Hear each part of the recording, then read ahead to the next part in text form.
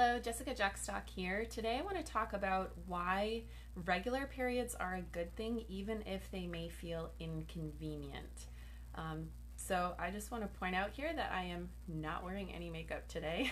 I did not have any time to put on any today. So if I look a little more tired than usual, then that's why. And it also feels like it's been forever since I've done this, but I think it was Monday the last time I went live, so I'm not sure why it feels like it's been so long. But anyway, hey Michelle, thanks for joining. So why it is a good thing to have a regular period as opposed to having infrequent periods. Let's talk about that. So first I want to say who I'm not talking about. I'm not talking about young girls who are just like getting into their cycles because their hormone levels are fluctuating. So it's normal to have kind of infrequent periods at that point. I'm not talking about women who are going into menopause because, again, fluctuating hormone levels means that it's normal not to have a regular period. I'm also obviously not talking about if you're pregnant because if you're pregnant, hello, no period. And I'm also not talking about postpartum. If you are breastfeeding, then it's very normal for that to keep your period from coming back.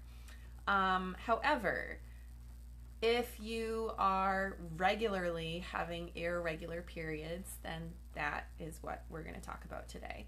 I was talking to a friend a few weeks ago, and she was telling me about how when she was a teenager, she had very irregular periods, like super infrequent, maybe 2 or 3 times a year, I think she said. And she told me how her friends were like, oh, you're so lucky, you don't have periods all the time. I wish, I were that way. And she's like, oh, I guess I am lucky because I don't have to worry about it that much. But then, like, as she got older, she realized, oh, this isn't such a good thing. And, when she was telling me this, I thought, when I was a teenager, I probably would have thought the same thing if I had infrequent periods. I would have been like, sweet, I don't have to worry about this thing because, let's face it, they're kind of a pain to deal with. But obviously, we're going to talk about why you actually want to have a regular period. So let me say that occasional irregularities may be nothing to worry about. Things like stress can contribute to that. Or if you are on birth control, then that can affect your periods. Or sometimes other medications I found can...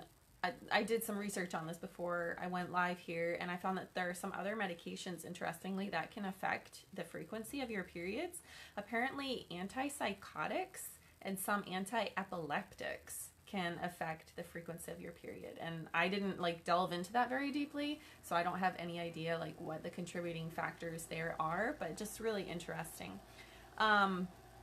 So apparently if you have a very infrequent period, it's something called oligomenorrhea. Hopefully I'm pronouncing that right. It can lead to obvious issues like difficulty conceiving. There's also a condition I found that's called endometrial hyperplasia, and again, I hope I'm pronouncing this right. But basically that's like a building up of your the lining of your uterus. So when you're not having regular periods, that lining isn't getting flushed away. It's just like building up inside of you, and this can actually lead to endometrial cancer. So it's really actually very crucial for you to have regular periods. Most common cause here, you guys know I talk all the time about hormone imbalances. If you have a very, very infrequent period, like my friend that I was talking about, that would indicate a very severe imbalance. Basically, the less frequent they are, the farther away from normal they are, the bigger the imbalance is. And then some factors that can affect your hormone balance here. You may have too much weight, you might be too heavy. And why that's a problem, why that contributes to hormone imbalance is that the fat cells in your body store estrogen. So if you have too much fat on your body, then that can have too much estrogen in your body. On the other side of the equation, maybe you have too little fat on you, and so then your body isn't making enough estrogen, and so then you're not ovulating, so you're not having a period. That happens when people have anorexia, or like they exercise too much, or they're just like super, super, super fit. So those can be some causes of infrequent periods. Basically, if you are having an irregular period, that probably means that either you're not ovulating at all, you're never releasing an egg, which is why obviously there's a difficulty conceiving problem that goes along with this, a fertility problem, or maybe you're just ovulating really infrequently. And some like other factors that can go along with this are PCOS, which I talked about last week, I think, and some thyroid issues. Thyroid is a hormone, so you know when one hormone is off, it's going to throw off the rest of your hormones. And then, like I said, stress. And again, that's actually a hormone issue too, because of stress hormones. So it's all interrelated. If you are having a problem like this, it's probably a good idea to go see a doctor.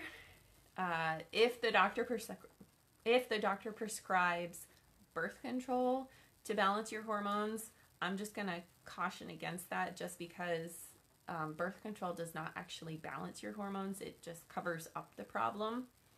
But that's kind of something I say all the time when I do these videos. I'm not really a fan of hormonal birth control. You do you, that's your thing, whatever, but not something that I really advocate. And then just like things that you can be doing yourself, you know, outside of like prescription medication or whatever. Make sure you're eating a good diet.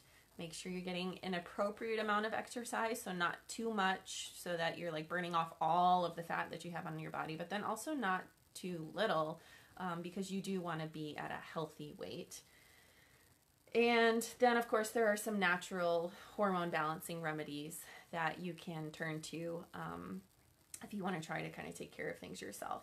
So if you feel like you need some help in this area, if you want like some recommendations or some ideas, I'm not a professional, but I've done a lot of research.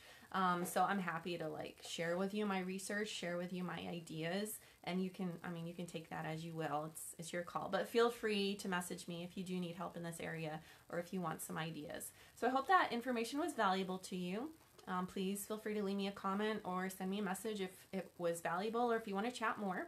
And I hope you all have a great day. Bye-bye.